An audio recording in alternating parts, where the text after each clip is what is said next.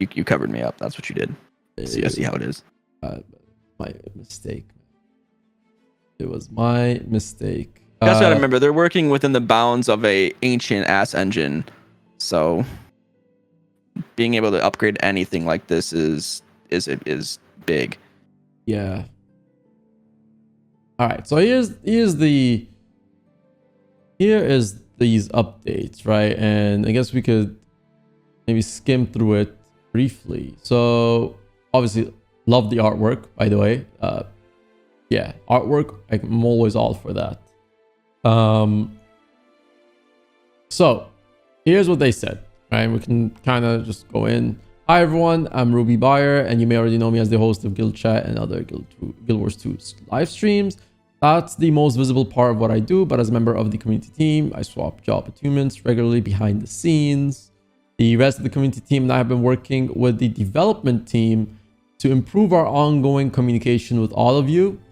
I feel like this is like one of the most memeable things because they always say this and the community just always like immediately jumps on the next thing that they want to flame them for. So then, yeah, your reactions to the Guild Wars 2 Live summer blog post, event, weekly schedules, and skill and balance previews confirm that we're on the right track. What did you think about that, by the way? Like how they've been promoting the past seasons by putting achievements for older players to go to, possibilities for newer players to actually unlock it for free, the way they've been just kind of promoting older parts of their game. What do you feel like? Is that like a good thing in your book, or do you think something else? I mean, I think it's better for the players who missed it the first time around and never had a chance to play it. But for someone like me who's already played it, I have just been seeing it as a grind through very boring, repeated content. I don't think it's the worst thing. I think they could have made it a little more engaging somehow with better achievements. Like putting in achievements to just get me to walk around the map and gather is just useless. I hate it. It just makes me hate the map all over again. And I think the other thing is if they're going to do this, they need to make sure they're testing this stuff before it drops. This is back-to-back releases where there's an achievement that was bugged and we had to wait for them to fix it. Now, at least this time they turned around the bug fix the same day versus a week. But, you know, you're sitting here promoting this release of content and then it's broken. Yeah, it's been happening a lot, especially with that llama achievement. People have been just jumping on that. That's the main one. And the fact that it took them a week to push the update off to fix that was very annoying. Yeah. The release and update, it was the Unbound Guardian was broken and some people didn't get credit for killing it. And they had to do it multiple times until they fixed it. Like... Okay, maybe that one's a little harder to test, but the llama's one, that should have taken someone like 10 minutes who had the achievement done to just go to the llama and see if it popped. Yeah, it's yeah. I mean, I've gone to the maps at least, and I've seen like, yeah, people are asking, hey, how can I confirm? And people are like, oh, it might take a couple tries, like if you don't get it on the first one. So I can see like, yeah, it's not being handled well for the older players. Newer players are enjoying it though. I feel like they are having fun. Right, and I think it's a very good way to get players who miss the content to come in and play it. Because otherwise there would be no one in those maps to do anything. Like I struggled to finally finish Aurora because nobody was there to do Unbound Guardian. Eventually I got lucky and found a map a couple months back doing it, and Scribbin popped in to help me. But like, this is the perfect time for people who still need to finish those to do it. And I think that's the main reason they're promoting this, you know, having us redo this thing is, I mean, the reward for completing the map is a stack of blood rubies, which is huge for someone who maybe has never done the map before. So on one hand, it's a very good thing. On the other hand, it could be more engaging for players who have already done it. I guess, yeah. Overall, though, I feel like as a marketing standpoint, this is probably like one of their good marketing schemes where it's like they're promoting content for newer players to get into. So it's very rare we see this obviously from Arenanet, but I think the way they handled it, right, like you're getting an update or an influx of updates every single week, and of course like next week or the week after closely we're going to get the armory update, which that in itself is right. I think that's the other whole reason of this is exactly what your chat just said is if they give a stack of the currencies for each map, that's going to help people finish Aurora in time for Armory. Or just after Armory might come out. So I think it's in one hand they're also trying to promote people to that Armory isn't going to be this disaster that I think some of us think it could be when it comes out. Yeah. Well, I mean, I've actually expressed the idea that they should monetize it. Like I know everyone's like, no, Stop. It should be for free, and it's like, I get it. Yeah, it's a very game-changing feature that could help a lot of players, but it's like they rarely, like, you know, they as a company is literally just you buy the game and then everything they make out of it is from the gem stores. I feel like this is something, it would help if they actually, monetized it. Or see, here's the thing though, some people I think mentioned that the way they worded the response on if it's actually free is it could be like the build situation where it's like you have 3 free slots, but then the rest is paid for. What if it is like that? Because if it is like that, I could see how Arenanet now has a bit of a backlash to deal with, because like, well, they technically said it was free, but this is not free. This is just, a few slots free and the rest is still monetized. So like a little... Right. There's no way now that they can their words. And I think it's for the better, because, the build template rollout was a disaster with pricing and things like that. So it's the first, sorry, I just heard the siren. It's the first Saturday of the month that the tornado sirens are going. And I was like, what? Tornado sirens? Sorry. It's like, yeah, they test them on the first of every month. Oh, man. At 1, and it's 1. So yeah, no, I'm glad that they said they're not going to monetize it. I have a feeling that somehow they're going to. That's been my, I even said this when they first announced they weren't monetizing it. I was talking to someone, I said they're going to find a way to somehow sneak that in. But yeah, it's the 3rd, but it's the first Saturday of the month. I thought a tornado was passing through and TD was like, whatever. We had tornado warnings the other night, and we kind of just said whatever. Look, I live in freaking Michigan, man. When the tornado sirens go off, we do one of two things. We just go downstairs, or what the vast majority do is go to their windows and look for it because they want to see it. Yeah, same as lightning. It's weird. We do we do these kind of things.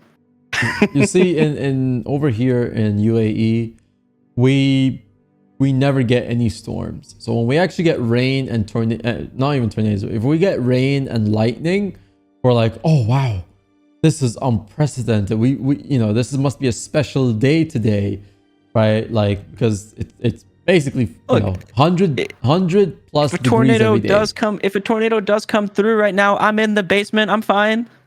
Where else am I gonna go? I'm already downstairs. We're good. Your setup is in the basement. But wait, no, what? it's not supposed to rain for a few days now. So what? Tornado Yeah, sightseeing. when there's a tornado, go downstairs. Go in the Tornado basement. sightseeing is nice. But anyway, so yeah, I mean, again, I think I like this sort of marketing that they're doing. It's building up towards a huge stream on July 27th. So all in all, I think it's been okay. Like, minus the mishaps of obviously some of the achievements not working for older players, I do feel like it's been okay. And it is, in a way, preparing people for that July 27th update. Like, everybody's talking about it. So I think it has become one of their better marketing plans. Right. Overall, it's a very good thing. Like I said, I wish there was a little more engagement for players who have already done that content. Like, making me sit through the funeral dialogue for 10 minutes. I don't really want to be doing that again. It is not fun at all to repeat content that is just dialogue. Yeah. Fair enough. Anyway, let's read through this. Here's JT to get us started. A brief preamble. Can't pronounce. Hey everybody, please allow me to introduce myself. I'm JT and I lead the Guild Wars franchise and Arenanet. I've been a director at the studio for a little over 6 years. Arenanet is different. It's unlike any place I've ever been a part of. Honored to be a part of this game, team, and community. When I stepped into this role, I thought a lot about what we've done well and what we still needed to do. That retrospection took me back to the studio's earliest days. Arenanet was founded with the goal of pursuing innovation by focusing on solving player problems first. Guild Wars and Guild Wars 2 are direct results of this pursuit. It's essential that this player-first approach is at the heart of everything we do going forward. Today we'll be sharing some important updates about our upcoming expansion, Guild Wars 2 End of Dragons, the live game, some changes we're making to align ourselves with the ideals that shaped the Guild Wars franchise from the very beginning. I believe that is the best. I believe that the best is yet to come for Guild Wars 2. And look at this, by the way. Like, Mesmer, is this? Are we getting Mesmer spec leak here or something? Like, what is going on? Like, and that is. So I was reading some discussion on this in the crew Discord actually.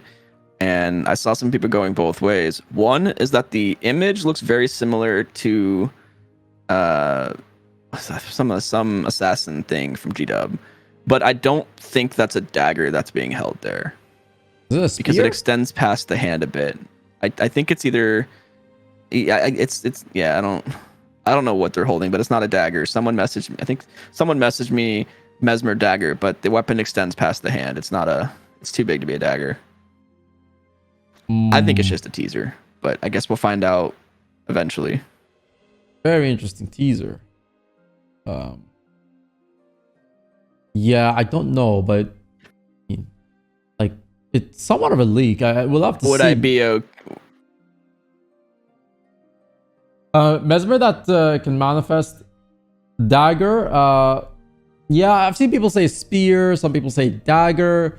I mean, it opens up a lot of possibilities. I just love how they just threw this in to just kind of get people talking. And this is something I actually mentioned, and a lot of people mentioned. It's like usually sometimes Arenanet doesn't throw us a bone to like do these theories, right? And it's like this is one of the few instances like you need more of this, right? Like it's a simple picture.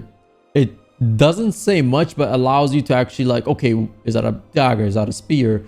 Is this possible new spec? Like, what is it, right? And then with this, I'm sure people have some sort of ideas.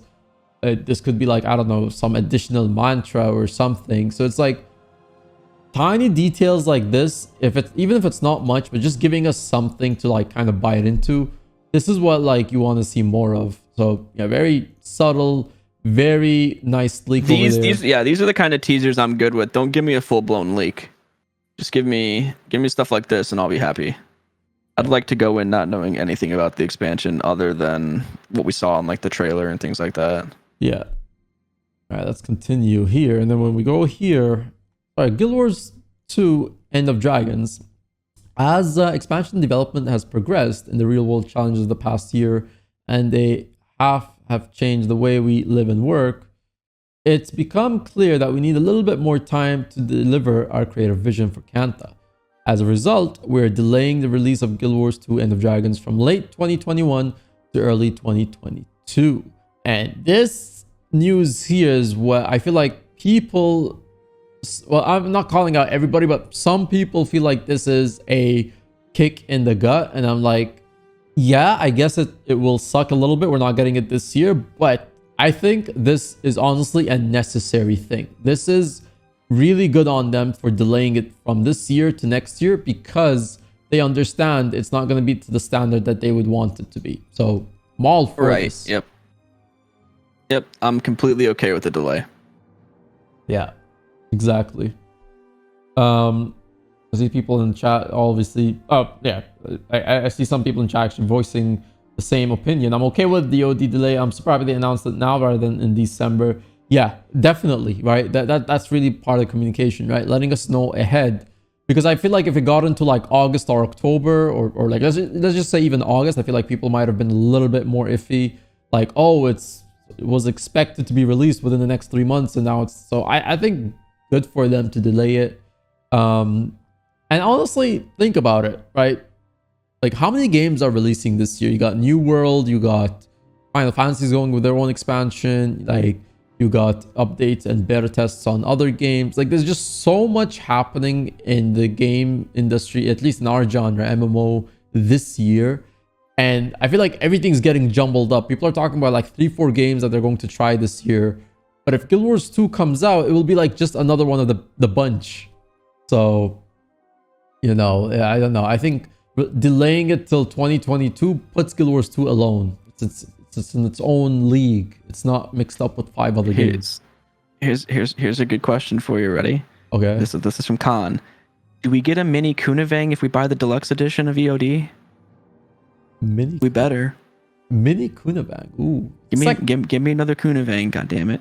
Didn't we get like a what was it? That mini dragon? Was that Lunar New Year, or did we get that for HOT? Remember that? I don't know. One of the minis is from like putting on 2-factor auth or something like that. Oh, that one. Yeah. Well, yeah. If we could get Kunavang, yes. Kunavang for deluxe. Yes, give me a mini Kunavang if I buy the deluxe edition, because I'll buy the deluxe edition for that. Yeah. That's it. That sells the game for you. There you go. Mini Kunavang, and you'll have all that's what sells me the expansion. The expansion can be terrible, but if you give me a mini Kunavang, I'm sold. Easy. But yeah, because again, I totally use minis in Guild Wars 2. Yeah. Oh yeah, totally. I feel like I barely use minis in Guild Wars 2. Maybe early on I never use minis. Yeah. Anyway, so yeah, we appreciate the patience as we take time to give the expansion the attention it deserves. Incredibly proud of the work the team is doing to bring Kanta to life, and we can't wait for you to see and experience it for yourselves. Don't forget to tune in July 27th for the Endofdragons first look live stream. That's gonna be a huge live stream. I feel like we're like gonna have to promote some huge giveaway for that stream for us as we watch it together, chat. A familiar face returns. A large part of my job is planning for the future. We have some big plans in store for Guild Wars 2, and ambitious plans require ambitious leaders. I knew I needed a partner to help share the load in order for us to achieve our long-term goals and deliver the game experiences you deserve. I needed somebody who intimately understood the franchise and most importantly, our players. With that, I am thrilled to announce the former Guild Wars 2 game director, Colin Johansen, has returned to Arenanet and helped co-lead the studio with me. All aboard the hype train. Let's go. This honestly is a shocking development, but a welcome one. So I feel like with this being planned, I know Colin's time in Guild Wars 2 has been met with somewhat of a mixed reaction, but there was direction. And for the past few years, it seemed like there was nothing for Guild Wars 2. And this is here, right? This is actually a very welcome change. At least my opinion. Take it or leave it. What was that? That was one of the things when I read that one in there, I was kind of like, okay, cool. And then I moved on. Yeah, I mean, I think it's pretty good that they are bringing back a lot of the old people who understand what this game is, right? And the welcome thing. So yeah, I mean, there was a lot of mixed reaction when Colin was leading the game, and yes, there were some questionable times, but we've seen some, prime examples of how the game has flourished, right? Especially, I think the 2015 to 16-ish, the 2015 to 2017-ish, post 2017-ish updates where we had Living World expansion, and I think that probably some of the prime years of Guild Wars 2 when we had those updates frequently rather than the drought that we were used to. So it has delivered some of its best. Of course, it has also delivered some of its worst, but it is what it is. Adding more time to flesh out and polish the game more. Yeah, I guess. All right, well, continuing it's hello community. Colin here, incredibly excited to return to Arenanet. When I decided to leave the studio in 2016, hard decisions I've made in my career. Spent over 11 years working in the Guild Wars franchise, game designer and game director. And one of the first projects I ever worked at Arenanet was building a quest where you helped a little girl named Gwen find her lost flute.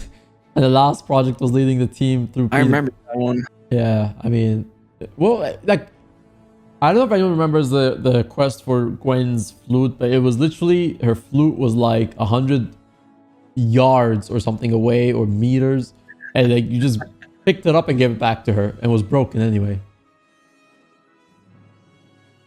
So yeah, I remember that one. Yeah, so he's just kind of announcing his return here, and we're talking about the renewed focus on players. Perspective into development process is a huge part of what it made. Obviously here they're just kind of going back to hoping things are moving forward and things like that, and public testing from the game and stuff like that. So yeah, let's talk about a concrete step worth taking to improve on this front. Guild Wars 2 is a big and complex game with a lot of unique experiences, including Living World, WVW, PvP, Endgame, PvE, and more. Traditionally, the game director has had to split their attention overseeing the development of the live game and expansions. To ensure the live game is getting the attention it deserves, JT and I have created a new role that's focused on leading development strategy for the live game and ensuring that we're giving you a consistent quality experience. We felt that it was important that we found someone for the role who knew the franchise in and out and is a tireless advocate for players. I'm pleased to announce that Josh Davis, Grouch, has rejoined as head of live operations, right? And I love this part, especially because Grouch was like really one of the unofficial community game managers in a sense, where he had, he was there for the community. So I welcome this big addition as well. Huge return. Although I'm really intrigued to see what they mean about like keeping the game updated, the live game itself updated as they're preparing for the expansion. Do you expect we see some more updates, TD? Do you see anything else coming into play between now to like they have to keep us busy, right? So what do you think could be a possibility? Like in just overall game updates? Yeah, like let's say to get us through to the end of the year. Do you see just more balancing updates? Nothing except the Living World releases. I think at that point, that's their plan, is to just keep rolling those out while they finish up EOD. I wouldn't imagine we get much more than that personally, just based on past history. Do you think we get another huge balance update or not?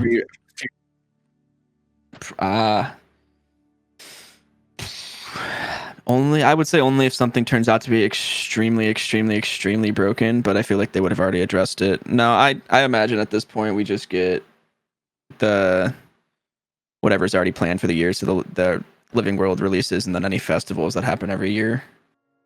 That's fair. I mean, we have after Dragon I think Bash, that should carry us a while.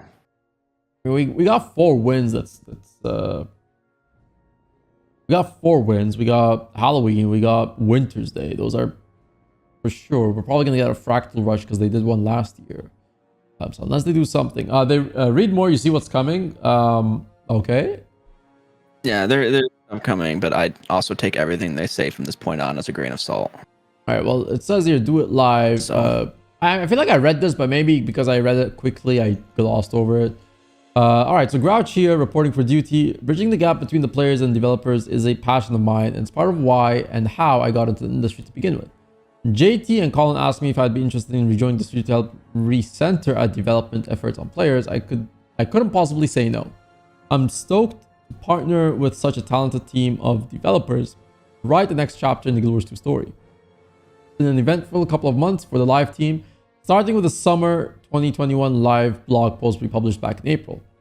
It's a little nerve-wracking to publish detailed release dates that far in advance. Game development can be a little unpredictable at times, but in general, I believe the benefits outweigh the risks, and we intend to push for this level of communication as much as we can going forward. It's new territory for Arenanet, but we're excited about this direction. In addition to Living World, you mentioned one more thing coming up, but I forgot. Oh, what's up? You're good. In addition to Living World Return, the roadmap announced some major additions coming to the game this summer, namely the Twisted Marionette and the Legendary Armory. We prioritize these features because we know they're important to you. You've told us as much. With that in mind, we'd like to give you 2 more long-awaited updates that we know are important to many of you. Oh, right. So out of that one, I forgot Marionette was coming back, which I am excited for because I wasn't playing when it was out originally. And then Armory, of course, I'm excited for that. It's the next section that I'm taking with a massive grain of salt, despite what they say. Alliances when, huh? Oh wow, we were promised alliances, what, 4 years ago, 3 years ago, something like that. These 2 words have been such a meme recently. I think you're gonna enjoy Twisted Marionette. The only thing I could see being an issue with Twisted Marionette is optimizing it for current, like, the game like now, because obviously it was very difficult to do when it was back in our time when it was out. But wondering if they're going to enhance it for making it like 2021. Imagine so. There was I remember reading discussion about that on Reddit when it first dropped, and with the fact that they couldn't bring it back till now, that means they at the same time are probably updating it to balance the fact that power creep is a thing in the game, and that if you left it as it was back in the day, it would be much easier. So I assume you'll see it updated to take advantage of things that they've changed in the game. But I'm excited for it either way, just because I've never done it. Yeah, it was actually fun. It was kind of an introduction of how we ended up getting the lanes in the Silver Waste one, and then you could, I guess, say it's become a thing having lanes in some metas. Yeah, but you'll enjoy it. You'll enjoy lovely Twisted Marionette stepping on you with her heels. It's gonna be exciting. So yeah, alliances win this year. Yeah, this is more like something like we have to wait and see. It has been, memed on, and I mean, these two words are exactly the memes that people have been saying. Hashtag alliances win. So yeah, world restructuring, known as alliances, is a feature that aims to deliver more balanced WW experience by dynamically creating matchups using WW's designated guilds, alliances, a player-made collection of guilds, and active WW players as the inputs. This is in comparison to the current system that relies on worlds and world linking. The system will give us more flexibility and granularity. I don't know if I even pronounced that right. Creating new matches and help address natural fluctuations in population over time. It will also give players more agency in choosing who they want to play with on an ongoing basis.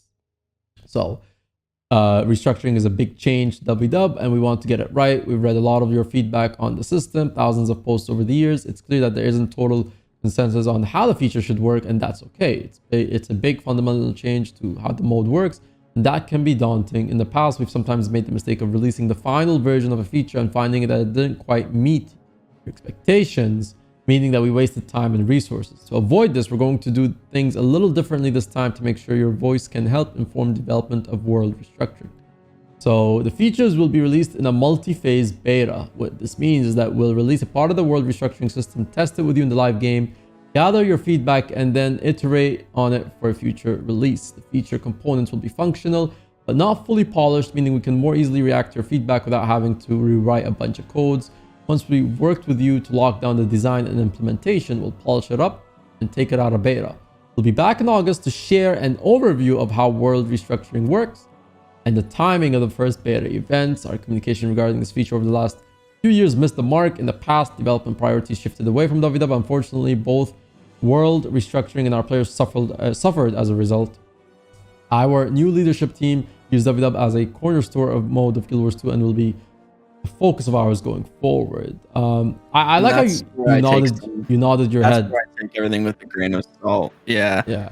They've said those words before, that world versus world was important, and then it just got abandoned again anyways. So we'll see if we actually hear from them in August about where this stands, but I take everything about world restructuring with a grain of salt at this point. I guess that's fair. I mean, this has been a game mode that's been. You get burned one too many times. You can't. You have to start taking things that way. Yeah. No, when they announced years ago that, and then it just sits there and now they say it's coming this year. Yeah, okay, I'll believe it when I see it. I'm sorry. Yeah. I mean, obviously, I hope it drops this year, but it's just.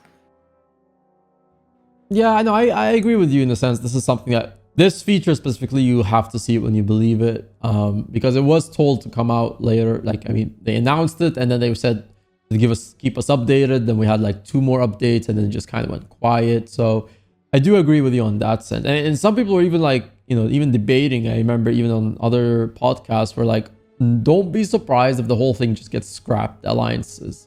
So, and I was fully under the impression it was until this post. Oh, wow.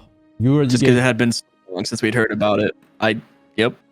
Well, I mean, yeah, one other thing though as well is that what we have is more or less a beta phase that they think will be a better approach to do it, which I think that's actually an improvement of not waiting until and I think that's probably been the problem, right? They take so long to release something and sometimes it doesn't even end up getting released.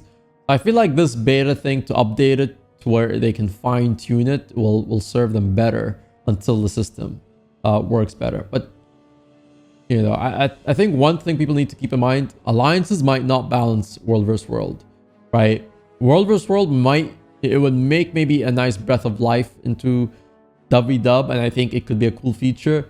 But don't expect that it will completely balance WW. It's very difficult to just balance such a game mode.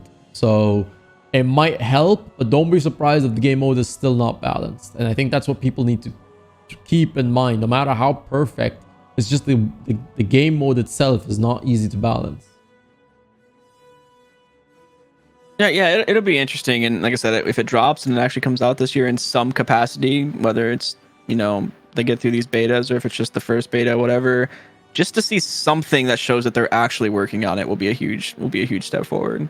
Yeah, I agree. And then you got the client's performance optimization.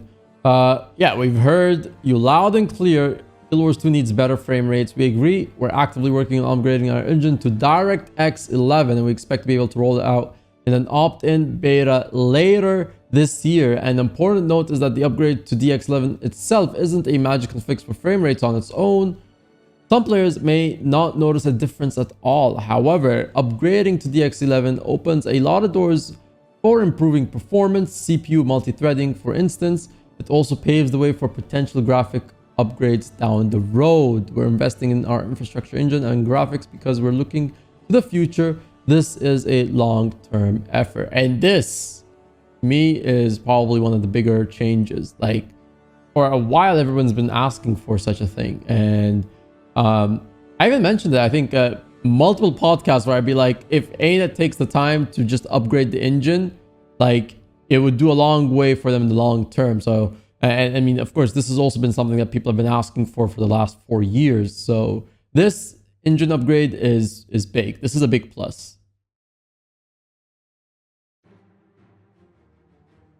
Yeah, I'm okay. I mean, I really do hope people read what they said and don't take it as when this is done, they're suddenly going to see a 1,000-time better performance or something, because it's entirely possible that even after this upgrade is done, you don't see a performance increase. But it's a huge step to and it's a very long overdue change that needs to be made. Again, they're using Guild Wars 2 was built on the Guild Wars 1 engine, and so it's vastly outdated. So this is huge. Yeah, I mean, also they did mention, right, like it might not even make a difference at all. And I think that's the important thing to let players know. Like, yeah, it's a huge thing, but don't expect a huge change right away. This is a long-term effort. So, and again, like the fact that this engine is improving, it's going to put more years on the game. Like, I mean, who knows? If this is a long-term effort, then this is more or less them confirming that this game is not here to be done in like 3-4 years. This is something they might look towards for like 8 to 10 years. So, a welcome change to see this. Yeah, they might have more plans for Guild Wars 2 than to just start with Guild Wars 3. Exactly.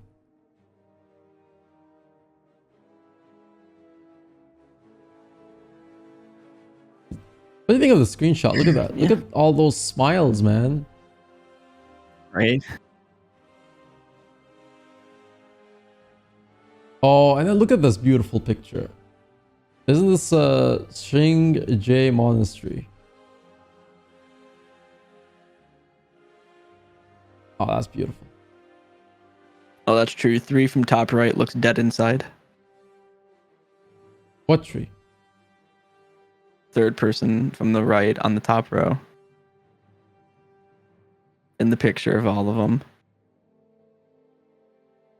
They look dead inside.